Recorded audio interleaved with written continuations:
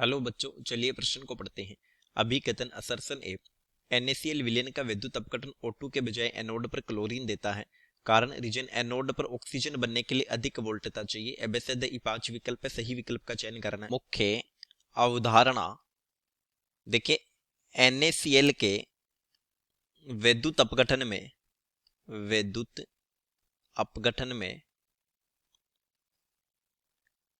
At cathode पर तो H2 gas बनती है और एट एनोड पर बनती है Cl2 गैस। तो NaCl का जो कोई जलीय विलयन है तो NaCl टूटता है Na प्लस Cl माइनस में। तो देखिए यहां अगर एट एनोड हम बात करें तो एनोड पर होगा ऑक्सीडेशन, यानी कि Cl माइनस एनोड पर पहुंचेगा। एनोड पर दो संभावनाएं हो सकती हैं, जलीय विलयन है तो जल से प्राप्त आयन भी विद्युत अपघटन दर्शा सकते हैं। तो देखिए कौन सी अभिक्रिया होगी। 2Cl माइनस ये बनी Cl2 गैस प्लस 2 इलेक्ट्रॉन, और यहां जो E0 ऑक्सीडेशन आता है यानी एनोड पर इसका ऑक्सीकरण होगा तो इसके लिए जो ऑक्सीकरण विभव का मान आता है ये आता है -1.36 वोल्ट। वहीं अगर जल की बात करें 2H2O लिक्विड तो ये टूटता है O2 gas plus 4H plus 4 electron, और यहां E0 ऑक्सीडेशन का मान आता है -1.23 वोल्ट। देखिए सामान्यतः जिसका ऑक्सीडेशन पोटेंशियल अधिक होगा संभावित है कि उसका ऑक्सीकरण होगा। तो यहां पर प्राथमिकता से तो जल का ऑक्सीकरण होना चाहिए, लेकिन सामान्यतः जिसका ऑक्सीडेशन पोटेंशियल अधिक होता है, ऑक्सीडेशन विभव अधिक होता है, उसका ऑक्सीकरण होता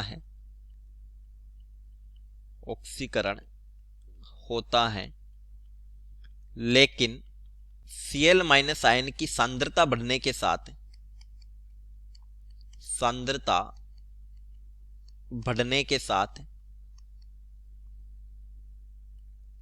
ऑक्सीकरण विभव बढ़ जाता है। ऑक्सीकरण विभव बढ़ जाता है तथा यहां Cl2 बनती है। लेकिन यहां पर इस स्थिति में ऑक्सीजन निर्माण के लिए ओवर वोल्टेज की आवश्यकता हो जाती है। ऑक्सीजन निर्माण के लिए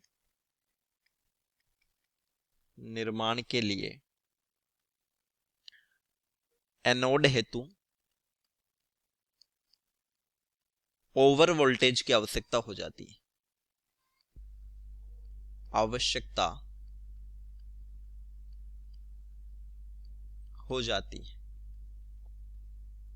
अगर ये तनु विलयन होता तो फिर जल की सांद्रता अधिक होती और अति तनु विलयन की स्थिति में O2 निर्माण होता।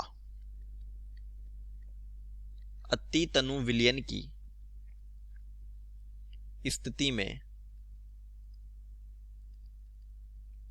O2 बनती। तो देखिए NaCl विलयन विद्युत अपघटन पर O2 के बजाय एनोड पर क्लोरीन देता है, ये सत्य है। रीजन एनोड पर ऑक्सीजन बनने के लिए अधिक वोल्टता चाहिए, यह भी सत्य है। और कथन कारण की सही व्याख्या करता है, तो उत्तर हो गया विकल्प ए। चलिए उम्मीद करता हूं प्रश्न समझ आया होगा। धन्यवाद।